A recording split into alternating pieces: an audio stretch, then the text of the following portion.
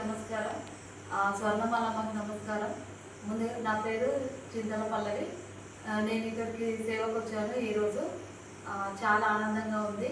ఇక్కడ 6 గంటలు ధ్యానం చేసుకున్నాము, సేవ చేస్తున్నాము. ఈ అవకాశం ఇచ్చిన ట్రస్ట్ సభ్యులకు చాలా కృతజ్ఞతలు. మళ్ళీ మాకు చాలా ఇద్దరు లక్ష్మణ్ సార్ కానీ లతా మేడం చాలా మాకు ఇక్కడ ఉన్న ఆంటీ ప్రతి ఒక్కరు చెప్తున్నారు. మాకు వాళ్ళ సేవ చాలా అద్భుతంగా అనిపించింది. ఎందుకంటే మేము చాలా కొత్తగా వచ్చాం కదండి. ఇక్కడ ఉన్న ఏ తెలియదు, ఇలా ఉండండి, ఇది చేయండి అని ప్రతి ఒక్కరు చెప్తున్నారు. వాళ్ళకి నిజంగా చాలా కృతజ్ఞతలు.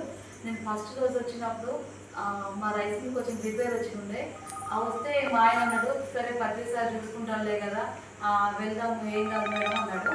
అనేసరికి సరే సార్ పోదాంలే అని వచ్చినాము. వచ్చాక ఇక రిపేర్ చాలా పెద్దగా వచ్చింది. మా రైస్ మిల్ పెద్ద మోటరే పాడైంది. దాన్ని విప్పడానికి చాలా మంది అవసరము.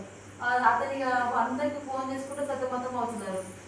అప్పుడు లక్ష్మణ్ సార్ నాకు అన్నాడు, ఏమైందమ్మా మన మాస్టర్ కొద్దిగా డల్లుకున్నాడంటే, ఇక్కడికి వచ్చి సంతోషమే, కానీ ఇక్కడ పెద్ద మోటార్ పాడైంది, ఆయన ఉంటే బాగుండేది, వర్కర్లు వేరే వాళ్ళని పిలుస్తున్నారు కానీ వస్తారో లేదని భయపడుతున్నారు అంటే, అప్పుడు లక్ష్మణ్ సార్ నాకు చెప్పిండు, మీరు పత్రిసారి ఇంటికి సేవకు వచ్చిరు కదా, అప్పుడు పత్రిసారిని అడగమ్మా, నీకు అడగడానికి హక్కు ఉంది, ఏం కాదు అని నాకు చాలా సపోర్ట్ ఇచ్చి ఎంకరేజ్ చేసిండు.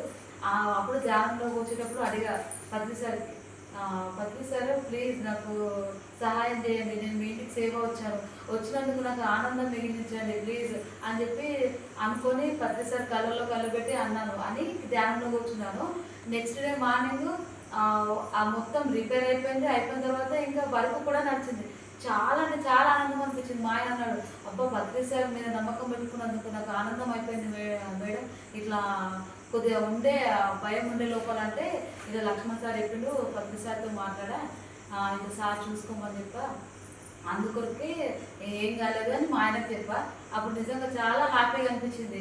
అది ఇవాళ కూడా మా ఆయన తిరుపతి వెళ్తే మరి ఎట్లా మేడము అని అంటే వచ్చిండు. అయితే ఏం కాదు మాస్టర్, మీరు తిరుపతికి వెళ్ళి వచ్చింది కదా, సరే పర్వాలేదు, మన ఊరు వాళ్ళని తీసుకుని నేను వెళ్తా, మీరు ఏం ఫీల్ కాకండి అని అంటే, అతను అయ్యో నువ్వు వెళ్ళకుంటే ఎలా అంటే, ఏం లేదు మనకు అంతా చేసినప్పుడు ఇక్కడ సేవ దొరకడమే అదృష్టము, ఎందుకు నేను మిస్ చేసుకుంటా అని చెప్పి మా వాళ్ళందరినీ తీసుకొని వచ్చాను ఇక్కడికి. ఎంత ఆనందం అంటే మళ్ళీ ఇప్పుడు ఇక్కడ నైట్ మొత్తం మళ్ళీ మేము అందరం కలిసి ధ్యానం చేయాలనుకుంటున్నాము మార్నింగ్ వరకు. ఎంత ఆనందం అంటే ఇక్కడికి వచ్చిన తర్వాతనే తెలుస్తుంది, ఈ సేవ చేయడం వల్ల ఎలాంటి అలసట లేదు, ఎంత ఆనందం అంటే చెప్పరాని ఆనందము. మళ్ళీ మనం ఏది కావాలనుకున్నా ఖచ్చితంగా అవుతుంది. ఇక్కడికి వచ్చి చూడండి, ఎవరు రావాలనుకున్నా ప్రతి ఒక్కరికి రావడానికి ఇక్కడికి రావచ్చు. ఇక్కడ ఉన్న వాళ్ళందరూ హెల్ప్ చేస్తున్నారు. ఇక్కడ ఉన్న ట్రస్ట్ సభ్యులు కూడా ప్రతి ఒక్కరు సార్ వాళ్ళు కూడా చాలా రిసీవ్ చేసుకుంటున్నారు.